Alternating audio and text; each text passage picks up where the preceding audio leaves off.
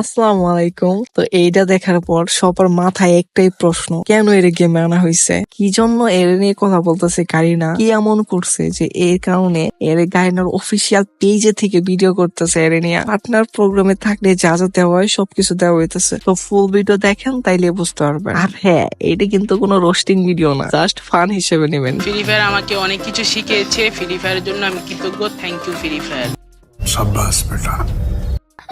তো এখন শুনবো আমরা ভাইয়ার ব্যর্থতার গল্প। আমি যখন নতুন নতুন গেমটা ইনস্টল করে খেলা শুরু করি তখন অনেকজনে ছিল যে আমার সাথে অ্যাড হতো না, ফ্রেন্ড লিস্টে নিত না, কিন্তু এখন ওরাই আমাকে নিজে নিজে অ্যাড পাঠায় যে আমার সাথে একটা ম্যাচ খেল।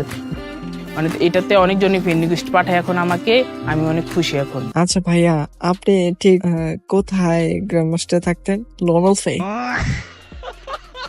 না মানে আপনারা তো বিআর আর সিএস এ রিজনে কখনো দেখি নাই, এই জন্য আর কি বললাম, কিছু মনে করেন না, জাস্ট ফান ব্রো। भाई आज ऑमलेट नहीं बनाऊंगा, आज तेल का ऑमलेट बनाऊंगा।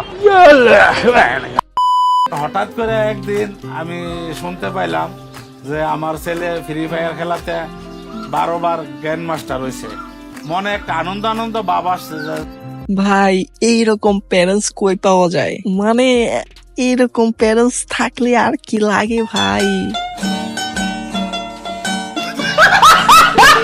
আমি কখনো বই নিয়ে বসতাম না, শুধু গ্র্যান্ড মাস্টার আর গ্র্যান্ড মাস্টার টপ ওয়ানে থাকতাম অল টাইম। টপ ওয়ানের উপরে যদি কিছু থাকতো ওটার ভিতরে যেয়ে থাকতাম। যে আমার ছেলে এখন যে খেলায় খেললে গ্র্যান্ড মাস্টার হয়েছে 12 বার, আমি অনেক খুশি হয়েছি।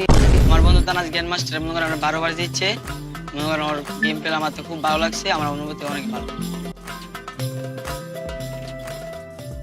আমার পুরো জীবনটা কেমন হবে সেটা নির্ভর করে আমার পুরো জীবনের প্রত্যেকটা পদক্ষেপের উপর। যেহেতু তোমার ভবিষ্যৎ তোমার হাতে, তাই তুমি খেলতে থাকো, সামনে এগিয়ে যাওয়ার প্রেরণায়। তোমার ভবিষ্যৎ তো তোমার হাতেই। যাই হোক ভাইয়া, ঠিক আছে না, পদক্ষেপ নিয়েন, কারণ আপনার যে স্বাস্থ্য দেখলাম, আবার ভুল কোনো জায়গায় পাই গেন না, তাইলে কিন্তু ভাঙ্গে টাঙ্গে পড়ে যাবেন ভাই। মানে মজা করলাম আর কি। যাই হোক, টাটা।